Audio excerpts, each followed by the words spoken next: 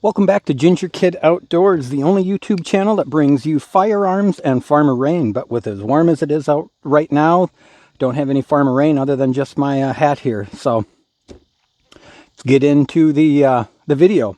Got a bit of an unboxing, if you will, video coming up here. So recently I've had out my MSR-10 here by Savage. Now this one is chambered in 224 Valkyrie, and I went over in my previous video over some of the alterations I've made to that. Now with taking this out and starting to shoot it more, I kind of started going around and seeing what other Savage MSRs are left, which is their AR platform that they manufactured. Now, unfortunately, Savage did discontinue all of the MSR rifles back in 2022. And as I mentioned before, the whole reason they did that was because of market saturation. They didn't feel that they could actually make a competitive product at a price that would actually, you know, really like stand out in the market, which I wish they would have stuck around with like the rifles that they were making, because you look with some of the features that you have on like the LRP here. This was offered in 22 Nosler. It had a 6.8 SPC and a 224 Valkyrie, which I bought the Valkyrie when they first came out. Now, I did do some other looking around to see what was actually out there. I do know they had like a 308 variant 6.5 Creedmoor and a 6mm Creedmoor.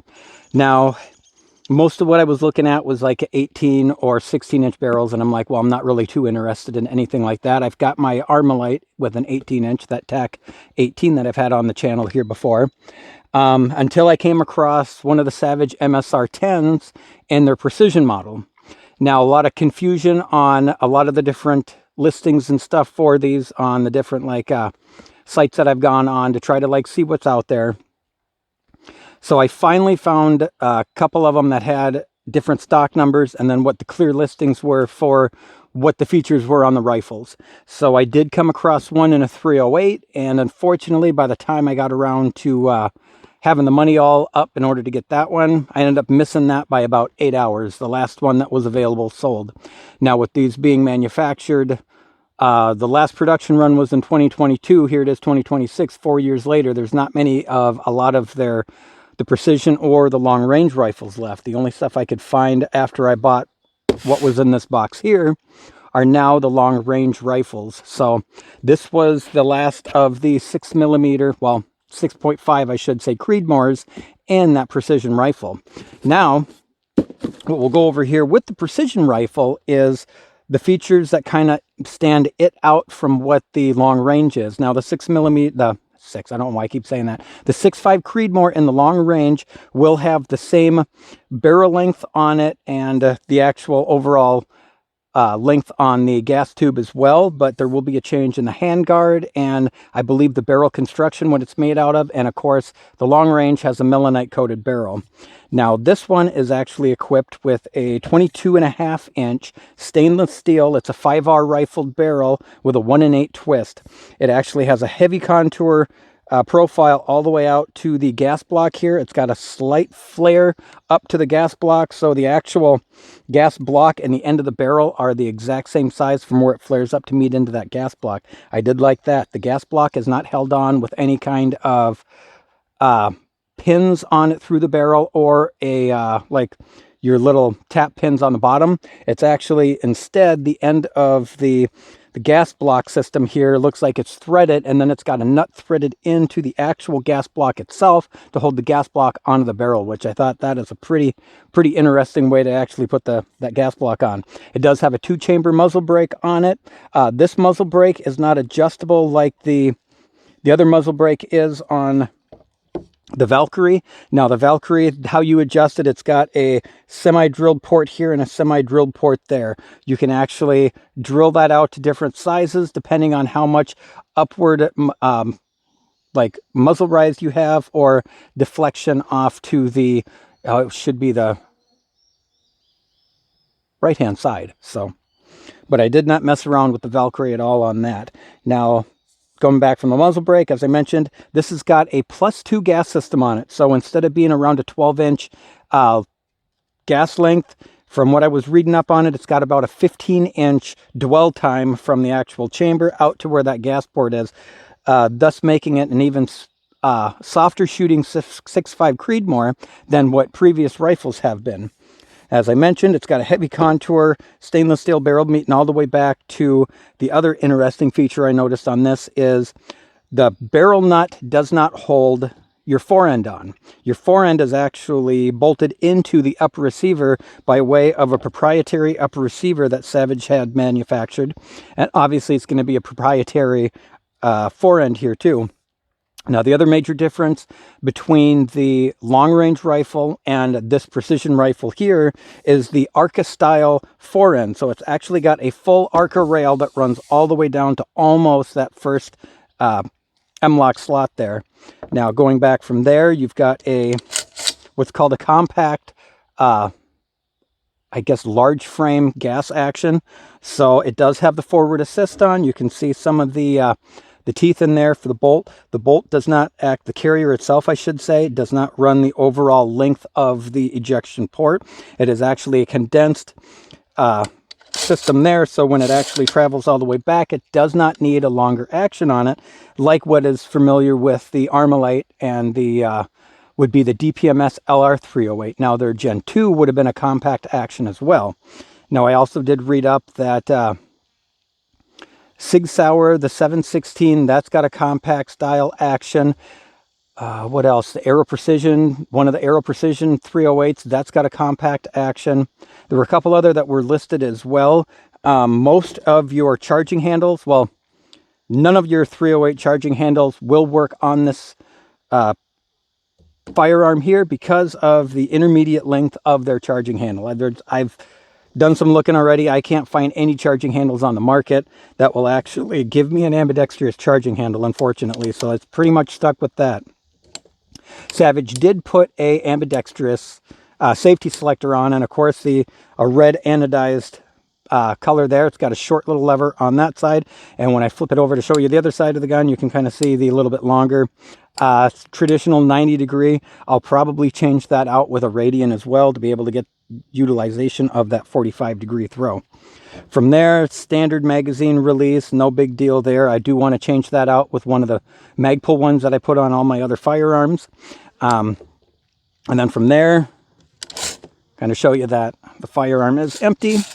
I have not had a chance to shoot this at all yet. So it's got the same trigger in it as what the LRP did by the MSR-10. So it's got a little bit of a take up for the first stage, and then the second stage is pretty crisp. I'd say there's maybe a little bit more play in this one than what is in the Valkyrie that I have. But all in all, I would still say that's pretty on par with what the SSAE is by Geisley. So pretty good job on Savage there for what they put in that for a trigger.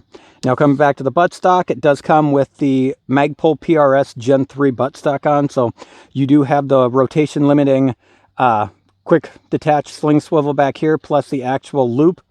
It does have a QD cup on the other side of the screw here that goes in to mount it onto which is set up for the carbine length gas system. Well, not gas system, carbine length tube. I did have the stock off, and it does look like it's a standard carbine length buffer tube back here. I had the buffer out and the spring. The spring looks longer than what a normal carbine length spring is, so I do want to compare the buffer and the actual spring to what the buffer and spring are with the Armalite, and also the tube to make sure they don't have just some kind of a intermediate tube like what Armalite uses, the same overall tube length as the A5 systems that I put on a lot of my other rifles. It does have a nice soft recoil pad, which that will probably aid in some of the recoil as well, but I am interested to shoot it. As I mentioned before, I'm not a fan of muzzle brakes, but I would like to see how much actual recoil it takes off of the 6.5 here, especially being a semi-auto gas action here that is fully adjustable for how much gas you're actually running the action with. Now, the biggest feature on this that a lot of your other 308s and 6.5 Creedmoors don't have is the other option of a side charging handle. So that way you get an optic on there. You don't have to worry about trying to get access to that T-handle back there, which I think is why they spent less time on making any kind of like an ambidextrous charging handle. I mean, granted, these were pretty much from 2018 to 2022. I don't know how big your ambi charging handles and stuff were at that point. I know your oversized catches on your left-hand side, they were getting more and more popular, but with the side charging handle, it kind of takes the need out of having something around back here for an ambidextrous charging handle, something with more purchase on it, because you now have the addition to have that, and it actually has a lock on there, so you don't have to worry about it being clicked open. It's non-reciprocating, but usually under recoil, if they're not locked, they will kind of float back and forth. You do not have to worry about that with this one, because you do have a positive lockdown when you actually have the rifle charged. As I mentioned, you've got your safety selector, which is your standard left-hand side, which has got a little bit oversized piece on there for your thumb in order to get a better purchase on that in order to operate that. Standard mag bar there for your magazine release. There's nothing really special about that, and nothing overly special about the bolt release there. So, as I mentioned, it's got an anodized QD mount up front, M-lock, of course, which I think I'll probably take that off. I did add rail covers to it for the meantime. I ended up taking the scope off of the Armalite to put on this in order to do some shooting. I figure a 4x20 should be more than adequate for a 6.5 Creedmoor, especially with a 22-inch barrel. The last thing to go over on this rifle is the pistol grip. The pistol grip is the Tango down switch grip. So what you do is you pull down on it, rotate it, and now you've got your standard grip angle, what most of your rifles are. Pull and rotate again, and now you have the straight angle on it. When first looking at this grip, I had no idea how the actual thing functioned until I physically got it actually like in hand here. So I think I will keep the grip on it for now just to do some shooting before I'll more than likely end up putting a MyAd on there. So I do want to go to either CMMG or Battle Arms Development. I see they make an ambidextrous magazine release too. That looks like it might actually run in the same cutout here as what is on the lower receiver. So that way I'll have an ambidextrous magazine release as well on this. As I mentioned, I'll probably end up going over to a Radian just because I do like the 45-degree throws a little bit better than what the 90s are. With all that being said, pretty much is going to be a brief little overview of the 6.5 Precision here in the MSR-10 by Savage. As mentioned, they did discontinue these rifles in 2022, so this was the last one that was available. I did check stock after I purchased it, and there was no longer anything basically on hand to be purchased. So if you're looking for any of these rifles, about the only way you're going to find them now is in local gun shops if they have anything left on hand for inventory. All national inventory is pretty well gone at this point. So there are a few, it looks like, of the long-range rifles in both the 308 and the 6.5 Creedmoor. The big detraction to the 308 rifle in the long-range rifle when this Precision rifle sold is it features a 20-inch barrel. I wanted to go with the 22.5, so you get a little bit better velocity. So I guess I'll still do some looking and see if I can find any upper receivers, because I know they did sell just the upper receivers as well.